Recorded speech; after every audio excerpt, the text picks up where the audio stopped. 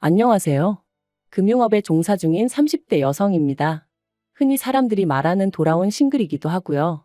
솔직히 이유가 어찌됐건 이혼했다고 하면 사람들이 좋게 봐주지는 않잖아요. 그래서 사실 얼마 전까지도 가족과 가까운 지인들을 제외하곤 누가 먼저 물어보지 않는 한 이혼했다고 말하고 다니진 않았거든요. 그런데 이제 새해도 밝았겠다 제 스스로 좀 떳떳해지고 싶더라고요. 그래서 일단은 이렇게 익명의 힘을 빌려 제가 왜 이혼하게 된 건지 이야기를 해볼까 합니다. 남편을 처음 만난 건 자주 가던 카페에서였어요. 좀 더 구체적으로 말하자면 저희 회사 근처에 개인이 하는 작은 카페였죠. 그런데 바로 옆에 대기업 프랜차이즈 카페가 있다 보니 솔직히 장사가 잘 되진 않았던 것 같아요.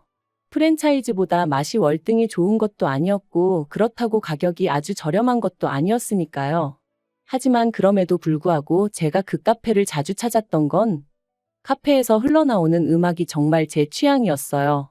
그래서 남들 다 가는 프랜차이즈가 아니라 늘 그 카페를 찾게 되었죠.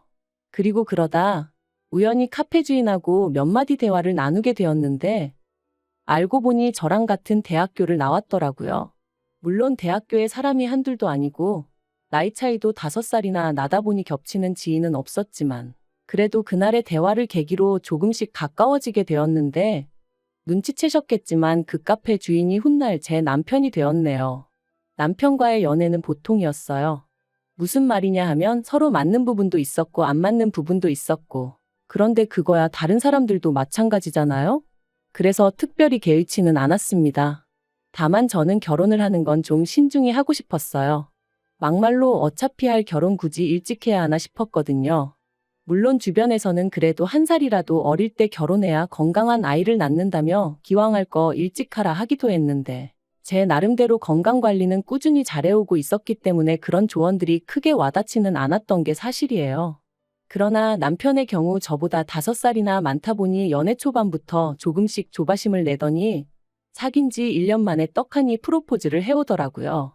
그리고 솔직히 어리석게도 저는 이 결혼을 해야 하나 말아야 하나 안 할 거면 뭐라고 말을 해야 하나 하고 고민하고 우왕좌왕하다가 얼떨결에 결혼을 약속하고 말았습니다.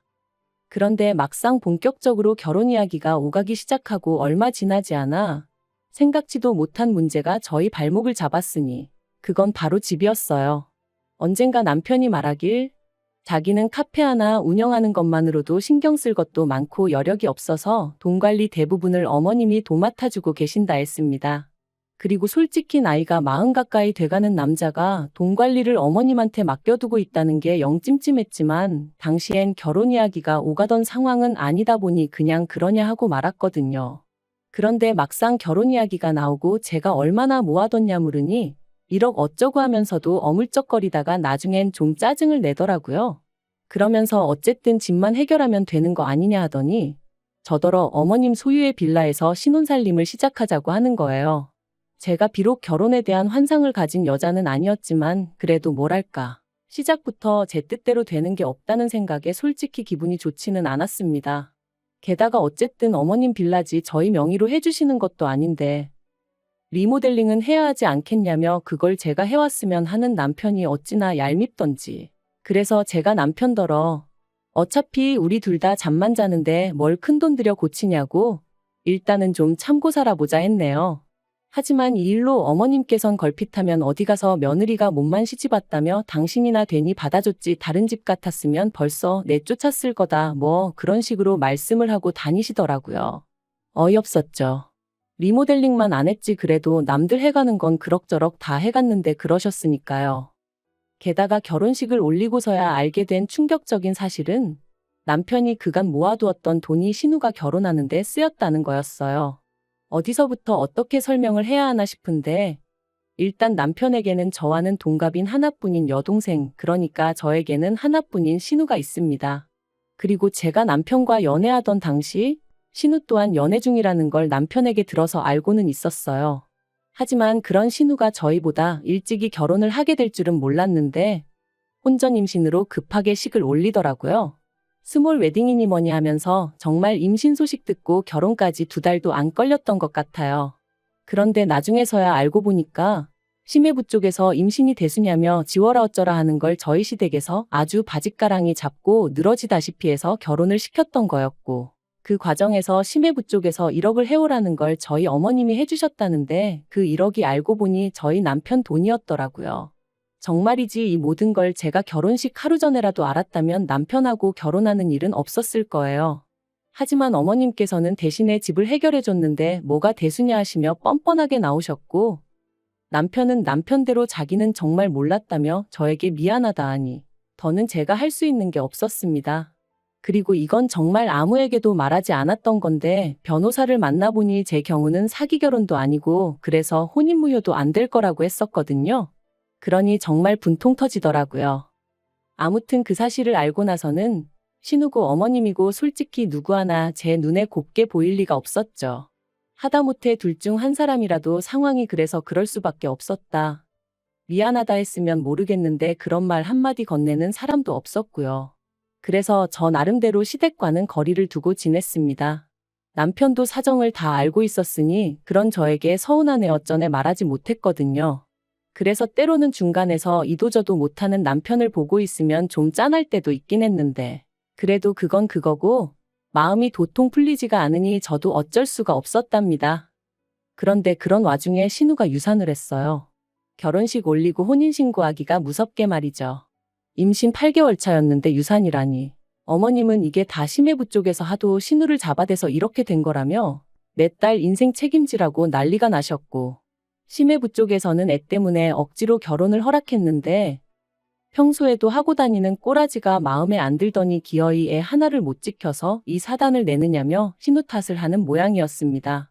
그리고 급기야 신우의 유산은 양가 어른들의 싸움으로 번지면서 저희 시부모님은 심해부 쪽 식구들을 고소를 한다고 드셨고, 이 일로 신우와 심해부의 사이도 빠르게 틀어지더라고요. 물론 신우가 저를 붙잡고 이야기를 해준 것은 아니고 저도 남편을 통해 들었다 보니 솔직히 정확히 어떻게 상황이 흘러갔는지 다는 알지 못하지만 제3자라면 제3자인 제가 보기엔 어쨌든 신우가 제일 힘들 텐데 정작 신우 힘든 건 제대로 신경 써주는 사람이 하나도 없는 것 같아서 평소에 신우에 대해 제가 가지고 있던 감정과는 별개로 연민이 다 느껴지더라니까요.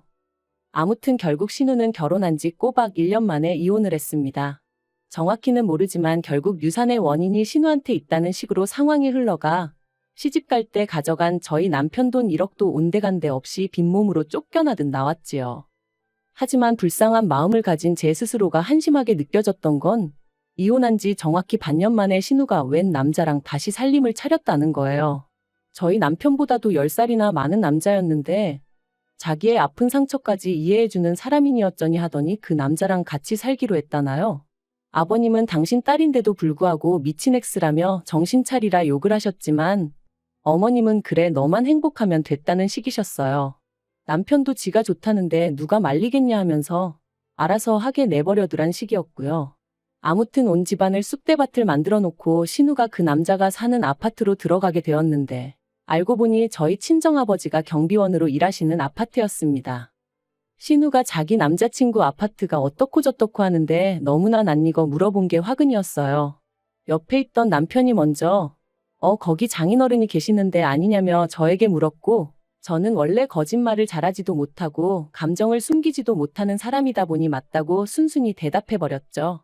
그리고 사실 친정아버지께서 경비원으로 일하고 계시다는 사실이 저에게는 그다지 부끄럽다거나 숨기고 싶은 일도 아니었고요. 참고로 저희 친정아버지께선 줄곧 대기업에서 회사 생활을 하시다가 당신 한 사람이 관두면 젊은 직원 2사람이 자리를 보전할 수 있다며 제 발로 나오신 분이세요. 몇 년만 더 계셨으면 정년퇴직을 하실 수 있으셨지만 하루가 다르게 젊은 직원들 자리가 줄어드는 걸 보니 마음이 안 좋으셨다면서 말이죠. 그리고 다른 사람들은 이런 친정아버지의 결정을 어떻게 생각할지 몰라도 저는 아버지의 그런 배려가 무척이나 존경스러웠답니다. 한편 이후로 저는 아버지께서 당분간 좀 쉬면서 취미생활도 하고 그러실 줄 알았는데 한 달도 되지 않아 저에게 부담이 되고 싶지는 않다시며 직접 일자리를 찾아 나서셨고 그렇게 경비원으로 근무하게 되셨네요. 사실 처음에 경비원으로 일하게 되셨다 하셨을 때 저나 친정어머니가 얼마나 말렸는지 몰라요. 워낙 미디어에서 갑질당한 경비원들에 대해 자주 다루었다 보니 저희 아버지도 그런 일을 겪진 않을지 걱정이 되었으니까요. 하지만 아버지의 뜻이 어찌나 완강하시던지. 아무튼 신우가 저희 친정아버지가 경비원이라는 이야기를 듣더니 아주 묘한 표정을 지으면서 경비 같은 건 먹고 살기 빠듯한 사람들이나 하는 거 아니냐 묻대요. 마치 너무나 당연한 사실처럼 말이죠. 그리고 솔직히 전 그런 신우의 태도에 빈정이 확 상했지만 그래도 정말 몰라 저러나 싶어서 요새는 꼭 그렇지만도 않다. 오래 배우시고 그러신 분들도 많이 하신다. 우리나라가 노인분들이 일할 자리가 많이 없지 않냐 하고 대답해줬어요. 하지만 신우는 계속 저더러 고민이 많겠다는 둥, 자기가 잘 챙겨드리겠다는 둥 쓸데없는 소리를 해댈 뿐이었지요. 그런데 그렇게 신우가 남자친구랑 동거를 시작했다는 이야기를 듣고 2달 좀 넘었을 때였습니다. 친정어머니께서 전화를 해오셨는데 목소리에 근심 걱정이 가득하시더라고요. 그래서 제가 무슨 일이라도 있으신 거냐고 왜 그러시냐 하니까 며칠 전부터 친정아버지가 일만 마치고 집에 오시면 표정이 좋지 않으시고 방에 가만히 누워만 계신다는 겁니다. 입맛도 없다 하시면서 말이죠. 혹시 입주민들하고 무슨 일이라도 있으셨던 건 아니냐 물으니 그런 것도 아니다 하시면서도 정확한 이유는 말을 안 해주신다나요? 그러면서 어머니가 시간 날 때 아버지 점심시간에 맞춰 가서 밥 한번 같이 먹을 수 있겠냐 물으셨어요. 그래서 당연히 그러겠다 했죠. 그리고 바로 이튿날 회사에는 반차를 내고 아버지가 계신 아파트 단지로 향했습니다. 멀리서 아버지를 발견하고 저는 반가운 마음에 아버지를 부를 뻔했는데 동시에 너무나 충격적인 장면이 눈에 들어왔어요. 친정아버지를 앞에 세워두고 어떤 젊은 여자가 고래고래 소리를 지르고 있었거든요. 아무리 아버지의 일터라지만 순간 상황 판단을 하고 말고 할 새도 없이 제 몸이 먼저 반응했습니다. 누구신데 한참 어른한테 소리를 지르냐며 여자 얼굴을 딱 봤는데 신우였어요. 어이가 없어서 아가씨 지금 무슨 짓이냐니까 신우도 좀 당황한 듯 하더니 이내 이건 입주민과 경비원 간의 이야기니 저는 좀 빠져달라대요. 그래서 제가 도대체 왜 그러냐 이유나 들어보자 했습니다. 그랬더니 저희 아버지께서 하시는 말씀이 네 신우라는 사람이 자기 장보고 오는 내내 주차장 자리를 맡고 있으라더라 그러시는 거예요. 순간 제 귀를 의심했어요. 자리를 맡고 있으라니 그게 무슨 뜻이냐니까 허수아비 마냥 차 한 대 들어갈 자리에 가만히 서 있으라고 하더라나요. 그래서 제가 신우더러 아파트에서 그런 게 어딨냐 하고는 그리고 상식적으로 우리 아버지가 아가씨 하인이냐고 왜 그딴 일을 시키냐 따졌습니다. 그랬더니 신우가 하는 말이 자기가 낸 관리비로 저희 아버지가 월급 받아가는 거 모르냐면서 그럼 월급 주는 주민을 위해서 그 정도 일은 당연히 할 수 있는 거 아니냐대요. 신우가 개념이 없는 건 알고 있었지만 어떻게 저런 말을 아무렇지도 않게 할 수 있는지 기도 안 차더라고요. 그래서 제가 신우더러 살다 별 거지 같은 소리를 다 듣겠다고 아파트 사는 게 뭐 얼마나 대단한 일이라고 그런 특권의식을 가질 수가 있냐 했습니다. 그리고는 멋대로 떠들어대는 신우를 뒤로하곤 바로 친정아버지를 모시고 관리실로 향했어요. 아버지께 소가리는 그만하시고 그간 당하셨던 일 전부 다 이야기하시라면서 말이죠. 관리소장을 비롯한 관리실 직원들이 얼굴을 들지 못했습니다. 제가 이 아파트의 입주민이 어떻게 갑질을 하는지 언론사마다 제보를 하겠다고 했을 땐 정말 죄송하다며 그렇게 한번 다뤄지면 집값에도 영향이 많이 간다고 저에게 한 번만 기회를 달라 뭐 그런 식으로 얘기를 하기도 했지요. 그리고 저희 친정아버지도 저더러 너무 일을 키우지 말라면서 여기 사는 대부분의 입주민들은 다들 정말 좋은 분들이 맞다고 다만 저희 신우 그 미꾸라지 한 마리가 이 사태를 만든 거란 식으로 말씀하시더라고요. 그런데 그때 관리소장이 서류를 뒤적이며 하는 말이 좀 이상하답니다. 신우가 사는 그 호수는 지금 비어있어야 정상이라는 거예요. 원래 부부랑 학생인 자녀까지 셋이 사는 집이었는데 그 집 아빠가 회사 일로 해외에 나가게 되면서 가족들도 같이 나갔고 1년 후에나 돌아오기로 되어 있다나요. 그래서 제가 그럴 리가 없다. 신우 남자친구가 집주인이라 했다 했습니다. 그러자 관리소장이 누구랑 통화를 하더니 자기 말이 맞다면서 한번 확인해보라고 그러는 거예요. 그리고 알게 된 충격적인 사실은 신우 남자친구가 자기 집이라고 했던 그 집은 실은 남자친구의 지인의 집이었어요. 해외로 나가게 된 집주인이 가끔 들여다 봐달라고 한 걸 아예 눌러앉아서 살다시피 하면서 자기 집이냥 신우까지 불러들였던 거죠. 그리고 신우는 그런 사실도 모르고 자기 남자친구가 아파트가 있네 어쩌네 하면서 김칫국을 마신 거고요. 게다가 그뿐만이 아니었습니다. 신우 남자친구가 알고 보니 유부남이었거든요.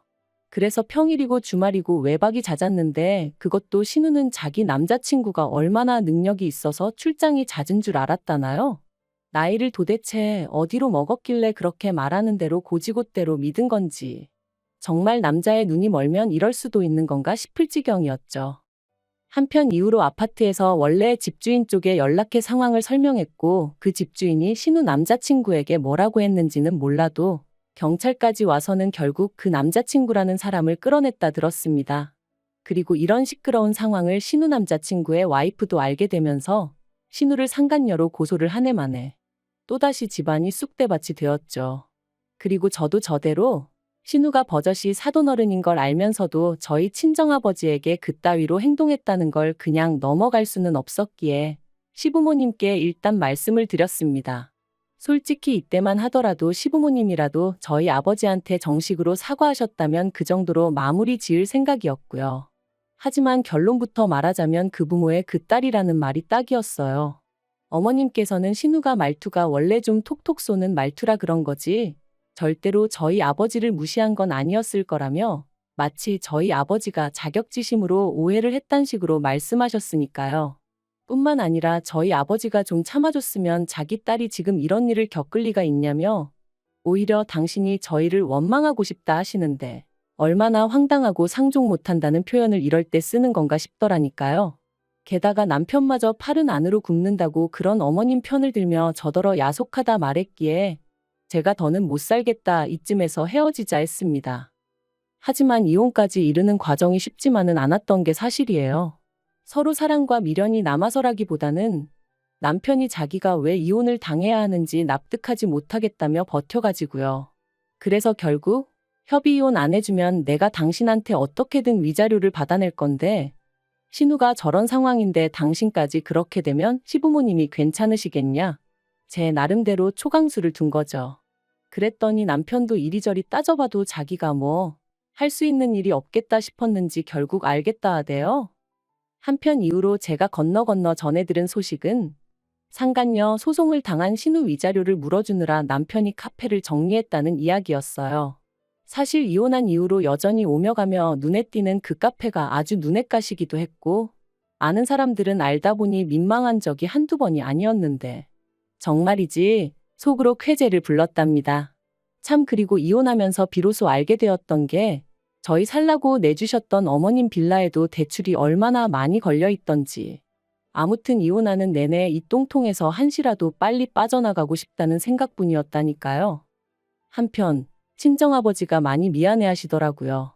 당신이 아무 일도 아닌 척 넘어갔더라면 제가 그래도 이렇게 이혼까지 했겠냐며 말이죠. 하지만 저는 그런 아버지께 절대 그런 생각 마시라고 모든 게 다시 제자리를 찾았을 뿐이라 말씀드렸어요. 남의 것을 탐낸 사람은 벌을 받는 게 맞고 믿음을 배신한 사람도 벌을 받는 게 당연한 거잖아요. 그리고 무엇보다 남을 함부로 무시하는 사람은 더 크게 어디 가서 당해봐야 정신을 차린다니까요. 아무튼 남편을 비롯한 시댁 식구들 인생이 앞으로 어떻게 될지는 모르겠고 자기들 팔자 자기들이 말아먹든 말든 제 알바는 아니지만 적어도 더 이상 남에게 상처 주는 일은 없었으면 좋겠습니다.